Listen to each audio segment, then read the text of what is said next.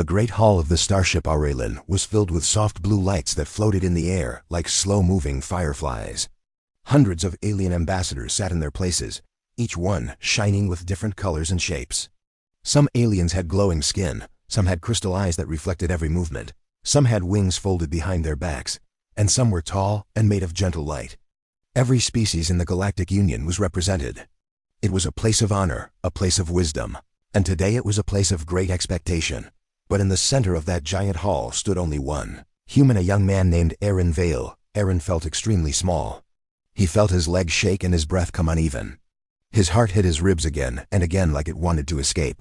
Humans were new to this galaxy. They were still learning how to stand with the older species who had traveled the stars for thousands of years. Humans had courage, but they also had fear. They had dreams, but they also had doubt. And Aaron was full of that doubt now. He had been chosen for this important meeting only because he survived a terrible space accident. His research crew, his friends, his captain, all of them were gone. Aaron alone remained. And because of that, the Union thought he had something to say. Something important. Something powerful. But Aaron did not feel powerful. He did not feel important. He felt like a mistake standing on a stage. The hall buzzed softly with alien whispers. Some wondered why a human was so quiet. Some questioned if humans were too weak to stand under pressure. Others simply waited. The pressure of 1,000 eyes fell on Aaron like a weight made of stone. Aaron tried to open his mouth, but no words came. His throat felt locked. His thoughts were tangled. Every memory of the accident came back to him, flames bursting, metal breaking, alarms screaming, people he cared about disappearing forever. He felt alone then. He felt alone now. He stared at the alien audience, and for a moment, he wanted to run. He wanted to disappear. Just when the silence grew heavy, when the whispers became sharper. When Aaron thought he would fail, a calm voice rose from the shadows. It was soft, like a warm breeze. But it carried through the entire hall with perfect strength. From the far left side, a tall alien woman stepped forward. She had silver patterns glowing on her face and gentle light around her body. She moved slowly, gracefully, as if every step was made to bring peace. Her name was Sorel, the emissary of the Luminari, a species known for wisdom and emotional sensitivity. She walked until she stood only a few steps away from Aaron. The hall fell silent. Every alien watched her. Sarah looked at Aaron with eyes that held no judgment, no anger, no disappointment. Only warmth. She lowered her head slightly, a sign of deep respect in her culture, and said softly, "Do not be scared. Share your thoughts, human." Her voice was like water running over smooth stones, quiet but full of meaning. For a moment, Aaron felt the air grow lighter around him.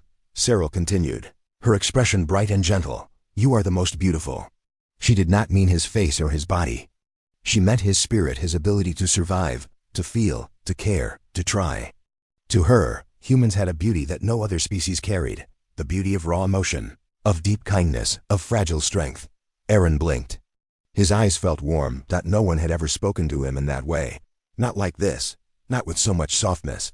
He whispered back, barely able to hold his voice steady, I don't belong here. I'm not strong, humans. We break too easily." Sarah shook her head gently. "Every species breaks," she said. "But you still rise. You rise even when you fear. That is why you are beautiful." The hall became completely silent. Even the floating lights stopped flickering, as if the entire ship was listening. Aaron looked at Sarah, then at the audience. His fear was still there. He could feel it, but it did not crush him anymore. Her words were like a hand on his back, helping him stand straight. For the first time since the accident, Aaron felt seen. Not as a survivor, not as a failure, but as a human. And that was enough to help him take his first real breath. Aaron stood frozen in the center of the great hall, the soft blue lights glowing gently above him. His heart still beat too fast, and his hands were cold. But now, beside him, stood Sarah, the silver-patterned luminari, who spoke to him with unexpected kindness, for the first time since he entered the hall. Aaron did not feel completely alone. Sarah's presence was calming, like standing near a warm fire after a long night in the cold. Her silver patterns glowed softly, changing with her emotions. Right now they shimmered with a gentle rhythm, peace, understanding, patience. The entire hall watched in silence. Alien species from every corner of the galaxy observed the strange, delicate moment between human and luminari. Some leaned forward, curious. Some nodded slightly, approving of the way Cyril had stepped forward.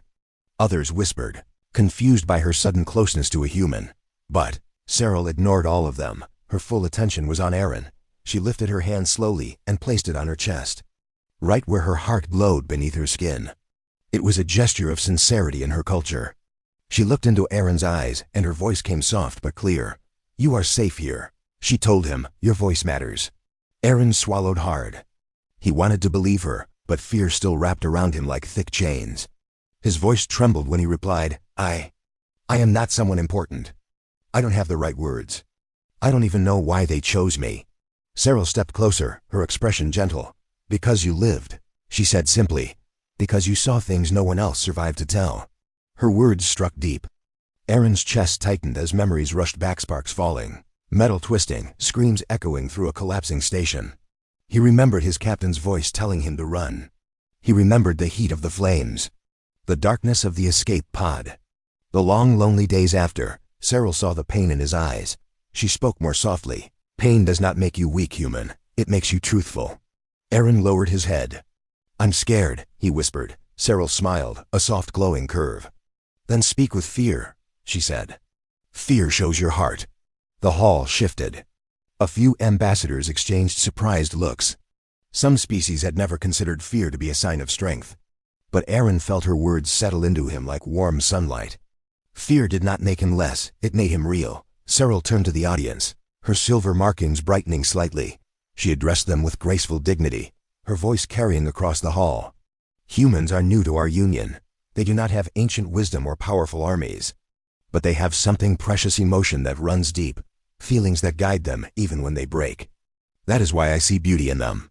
Then she looked at Erin again. "And I see beauty in you." Those words stopped his breath. Beauty? Him? It felt impossible. He had been called many things: weak, survivor, lucky, useless, but never beautiful. He stared at Cyril, confused. "Why would you say that?" he asked quietly. Cyril lifted one hand and lightly touched the side of his arm, a gesture that was respectful among her people. "Because humans feel more strongly than any species I have met. Your fear, your sorrow, your hope, they shine. You do not hide them. That is a beautiful thing."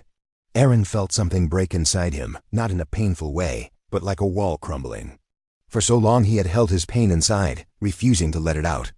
But now, before this gentle alien who saw him so clearly, he felt the tightness loosen, softly.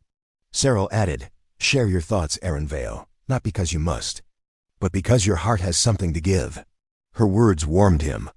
The hall felt less like a prison of eyes, and more like a place waiting to listen. Erin lifted his head slowly. His voice was fragile, but it came out.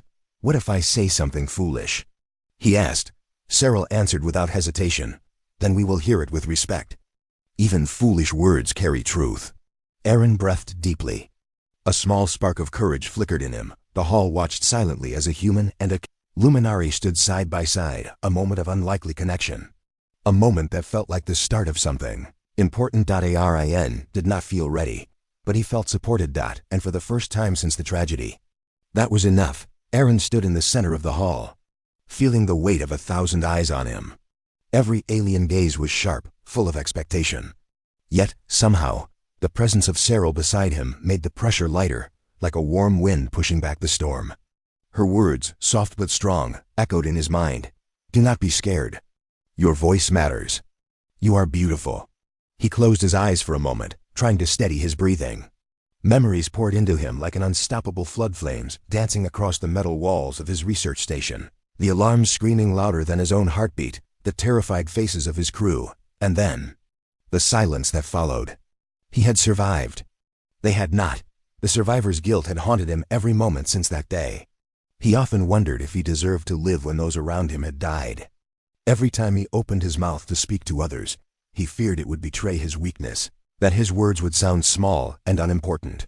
But now, in the glow of Cyril's calm gaze, he felt something stir inside him, a whisper of courage he had not recognized in himself for a long time. He opened his eyes and scanned the audience. Each species was alien in every sense, skin colors he had never imagined, eyes that reflected more than light, wings, horns, fins, and limbs of endless variety. And yet, in all their differences, he saw something familiar.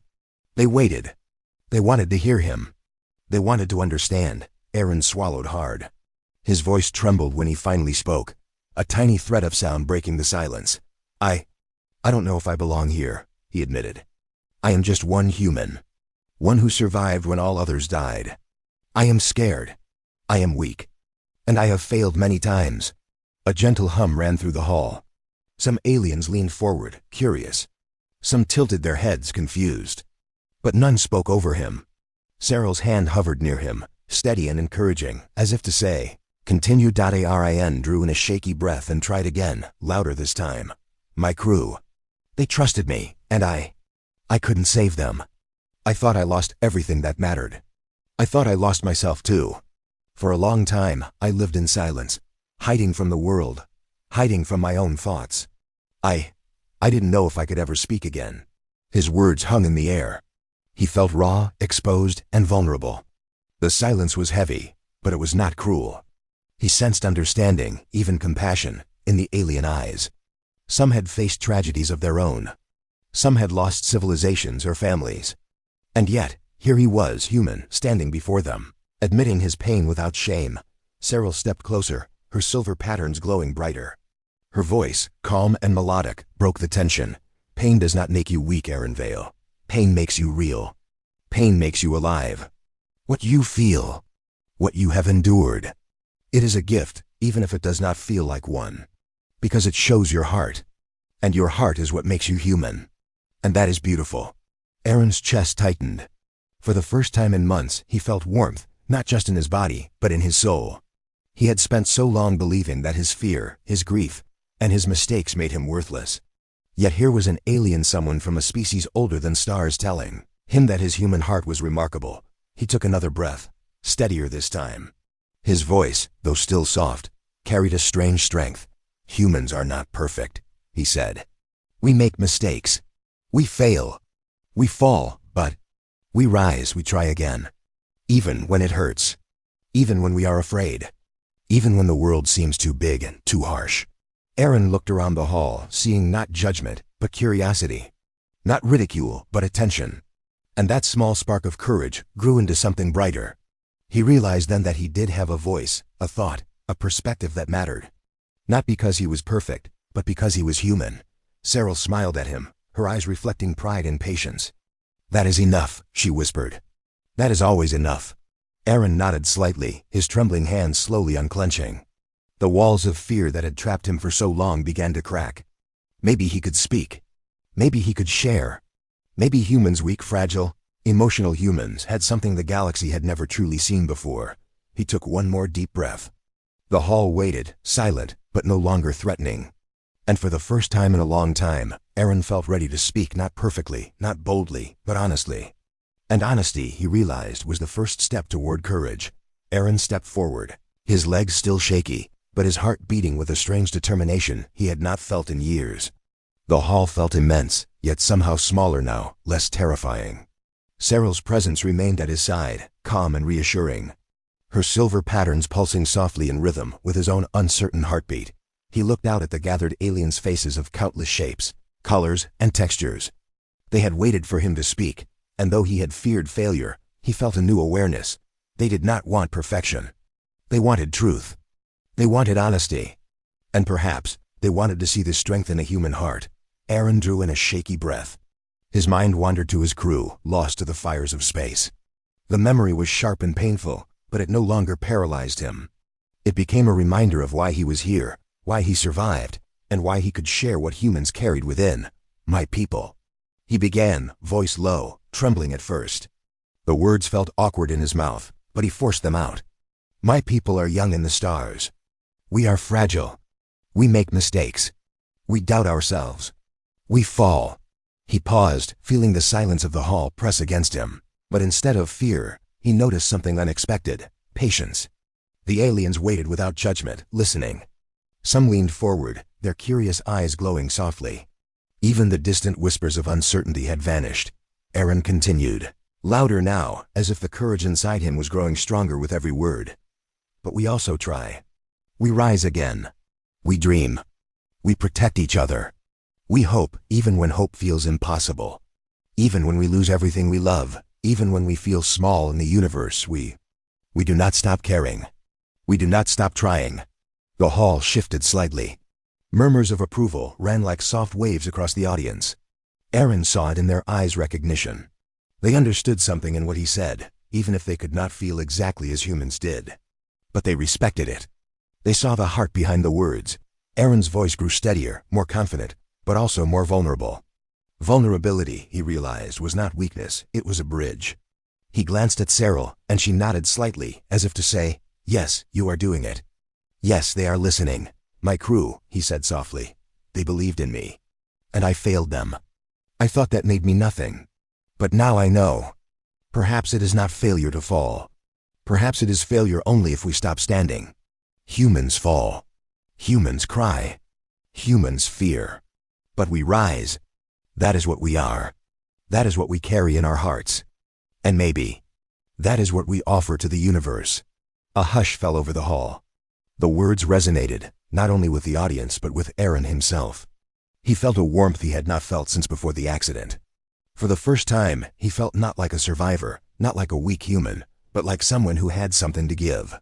Something important. Cyril stepped slightly closer, her silver patterns glowing brighter, her presence a silent encouragement.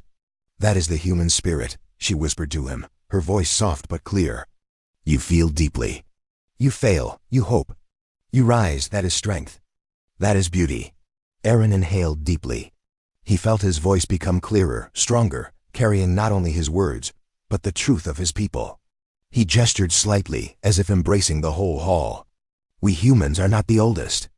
We are not the strongest. We do not have the wisdom of the stars, or the power of ancient fleets. But we have something else.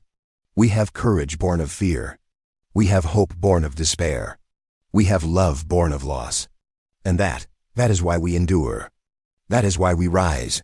The hall was completely silent now, every eye upon him, every being holding its breath. And yet, it was no longer a prison of judgment.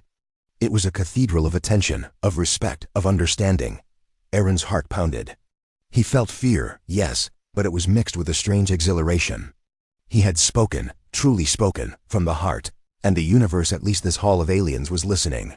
For the first time, he understood. Humans had a voice, not just to speak, but to connect.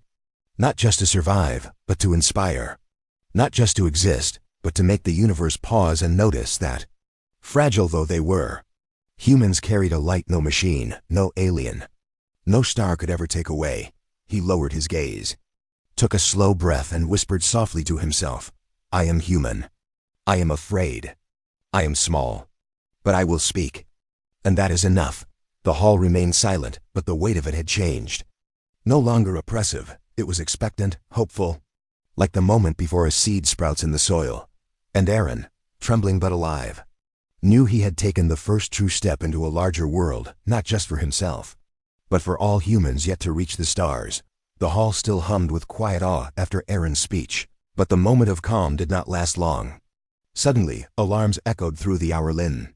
Red lights flashed along the walls, bathing the room in a warning glow. The great screens around the hall blinked to life, showing dozens of metallic shapes moving through space-rogue machines, massive and merciless. Closing in on the system, a wave of panic swept through the ambassadors. Many of them shouted in their own languages, trying to coordinate defenses. Some froze in fear. Some, for the first time, looked unsure. The threat was real, deadly, and fast. Aaron's chest tightened. He recognized these machines instantly. They were the same type that had attacked his research station months ago. He had escaped them by sheer luck and quick thinking, but he knew their patterns, their behavior, their deadly efficiency. And now they were here. The hall became chaotic. Shields activated. Defense drones powered up. The alien ambassadors moved quickly, but many were uncertain, hesitant. Fear was everywhere. Even the older species, who had seen countless battles, faltered in the face of such relentless, emotionless machines. Cyril stayed calm. She looked at Aaron, and her silver patterns glowed brighter, almost like firelight. Her gaze held steady, unwavering. She did not speak immediately, but her presence said one thing clearly: "This is your moment." "You know something they do not." Aaron felt a rush of fear, stronger than before. His mind spun. The same memories haunted him, the heat of the flames, the twisting metal, the helplessness. But something else stirred inside him: experience, knowledge, human instinct. They are drawn to energy, Aaron said quickly, his voice trembling but clear. They track power sources. They follow signals like a predator follows scent. If we redirect them, we can control where they go. If we time it right, we can trap them. Cyril stepped closer, her glowing hand hovering near his shoulder in encouragement. Explain, human, share your thoughts. Aaron swallowed. His hands shook, but he forced the words out. We need a decoy beacon, a powerful signal. They'll follow it, then. We shut it off suddenly. It will confuse them, make them drift. Then all fleets can attack, disable them before they adapt. It's risky. Very risky. But it's the only way. The hall fell silent for a heartbeat. Then, dozens of alien minds processed his plan. Murmurs turned into nods. Commands were shouted. Orders were executed. The Union fleet began to adjust based on Aaron's instructions. Time slowed. Aaron's pulse raced. Every second counted. He watched as the beacon was powered up, glowing brighter than the stars behind it. The rogue machines sensed it immediately and veered toward the signal, their cold metal forms moving with terrifying precision. Aaron's throat tightened. He could see the destruction they would bring if his plan failed. The hall was tense, every alien watching, waiting. And yet, through it all, Cyril remained calm, her presence like an anchor. Trust yourself, human, she whispered as the machines approached the beacon. Just as Aaron predicted, they followed it, drawn like moths to a flame. The fleet waited in position, silent and ready. Then, with a surge of energy, the beacon shut down. The machines faltered, drifted, confused for the first time. The Union fleet struck. Energy beams lanced through space, disabling the rogue machines one by one. Explosions lit the darkness. Smoke and sparks filled the void. The hall erupted in controlled celebration as the last machine fell. Aaron sank to one knee, exhausted. His hands shook. His body felt like it had carried the weight of a star. And yet, he had done it. The human mind, fragile, emotional, untested among the stars, had saved them. Cyril approached him again. You see, Aaron, she said softly, placing a glowing hand on his shoulder. Your thoughts, your courage, your willingness to act while afraid, saved all of us. That is the strength of humanity. That is why you are the most beautiful. Aaron looked around. The alien ambassadors stared at him with respect, some with awe, some with gratitude. In that moment, he realized that being human was not about being perfect. It was about feeling, thinking, risking, and standing even when fear gripped the heart. For the first time, Aaron felt truly seen. Not as a survivor, not as a weak human, but as someone who had made a difference. And in the middle of fear and chaos, he understood. Humans were fragile. Yes, but fragile in a way that made them powerful beyond any calculation. Aaron inhaled, finally letting his body relax. He had spoken. He had acted. He had saved lives. And he had shown the galaxy what humans could do. The battle was over. The rogue machines drifted lifeless in the void, their cold metal bodies broken and powerless. The great hall of the Aurelian was no longer tense with alarm, but it was electric with energy, a mixture of relief, awe, and something new. Something powerful. Something that pulsed in the hearts of every being present. Aaron sank into a chair at the center of the hall, his body trembling from exhaustion. His hands were still shaking, but this time it was not fear, it was disbelief. He had done it. He had guided the fleet, led the plan, and saved hundreds of lives. The thought made his chest ache in a strange, heavy way. Relief mixed with pride, and the weight of what he carried, pressed gently against him, around him. Aliens of countless species moved cautiously toward him. Some were unsure how to approach. Others simply stared in awe. Aaron noticed the subtle gestures of respect, a bowed head, a nod. A slight shimmer of light from the wings of a Dralaxian, a universal language of acknowledgement. Cyril approached him slowly, her silver patterns glowing like liquid light. She placed her hand on his shoulder again, steady and warm. Her presence alone made him feel grounded. Aaron, she said softly, her voice carrying across the hall, you have shared your thoughts. You have acted when fear could have frozen you. You have shown all of us what it means to be human. Aaron's throat tightened. He looked at her, eyes wide. I just did what I thought was right, he whispered. His voice felt small compared to the enormity of the moment, but Cyril shook her head gently. No, she said. What you did is far more than right. It is rare. It is extraordinary. Humans carry something in their hearts that no machine, no alien, no star can ever replicate. Courage born from fear. Hope born from despair. Love born from loss. That is your spark. Aaron looked around the hall. The alien ambassadors were quiet now, but their eyes were fixed on him. Some shimmered with light, some leaned forward, some murmured in low tones that he could not understand. But the message was clear. They recognized him, and through him, they recognized the human spirit, for the first time. Aaron felt a truth that had been buried under fear and guilt for years. Humans were not weak. They were not fragile in the wrong way. They carried a spark that the galaxy had never truly seen, a spark that could survive disaster, think through chaos, and act with purpose even when the odds seemed impossible. He remembered the long months after the accident. Drifting alone, thinking that survival was a burden, thinking that being human meant being weak. But now, standing or sitting among these beings who had witnessed his courage, he realized survival had given him something precious. It had given him insight. It had given him perspective. It had given him the ability to show the universe that humans, even fragile ones, had a strength unlike any other. Aaron slowly rose to his feet, feeling the eyes of the hall upon him. He straightened his back and let his gaze sweep across the audience. Humans are not perfect, he said, voice stronger now. We stumble. We fail. We lose. But we rise. We think. We feel. We care. And when we do not just survive, we create something beautiful. Something worth sharing. The hall erupted in subtle celebration. Not loud, not chaotic, but in their own ways colors pulsed, wings fluttered, crystals shimmered. Each gesture carried a message of respect and acknowledgement. And through it all, Aaron felt a warmth that went deeper than pride. He felt connection. He felt belonging. Cyril stepped forward, her silver patterns bright like molten metal. She smiled, gentle and approving. Do you see now, Aaron Vale? She asked. Your heart, your mind, your spirit. That is the beauty of humanity. That is the light you bring to the stars. And that is why you are the most beautiful.